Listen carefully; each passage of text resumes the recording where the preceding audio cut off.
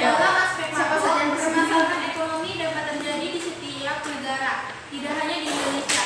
Permasalahan ekonomi suatu negara dapat diatasi melalui penerapan sistem ekonomi. Sistem ekonomi diterapkan berdasarkan ideologi negara dengan menitik beratkan pada kehidupan, keadilan, dan kemakmuran. Sistem ekonomi yang diterapkan suatu negara dapat berjalan baik jika masyarakat peduli terhadap kedaulatan bangsa, terutama dalam bidang ekonomi.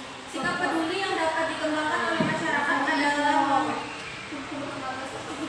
adalah mengalokasikan sumber daya ekonomi secara tepat, guna, adil, merata, dan efisien. Ada yang tahu apa itu sistem ekonomi?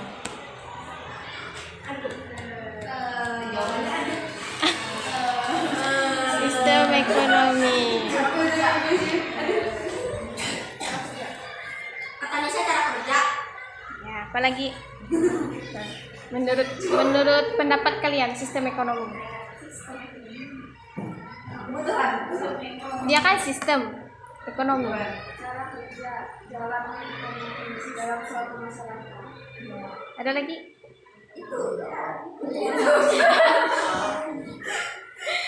Ya, sistem ekonomi itu biasanya juga disebut dengan aturan-aturan yang merupakan suatu kesatuan yang digunakan untuk mencapai tujuan perekonomian. Selanjutnya, sistem ekonomi tradisional. Satu orang? Ya. Lah, kan tadi sekarang lah. Iya. Ya, adiknya. Sistem ekonomi tradisional. Sistem ekonomi tradisional menerapkan pada kebiasaan atau tradisi dan adat istiadat masyarakat dalam menjalankan perekonomian. Dalam upaya memenuhi kebutuhan hidup, masyarakat masih bergantung pada sumber daya alam. Dengan sumber daya alam tersebut, masyarakat telah berperan sebagai produsen sekaligus konsumen.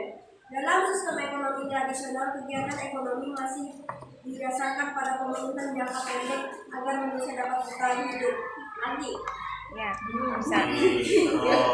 dapatkah Anda menemukan ciri-ciri sistem ekonomi tradisional?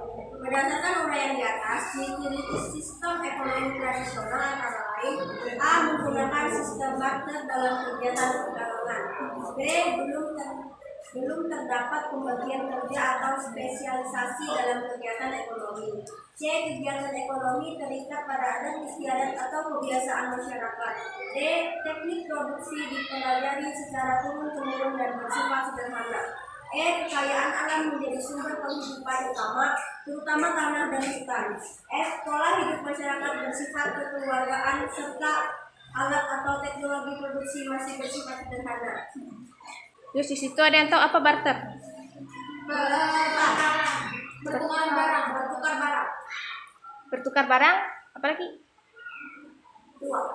Iya, bertukar barang. Pakai barang. Ya. Jadi maksudnya tuh pertukaran antara barang dengan barang, jasa dengan jasa.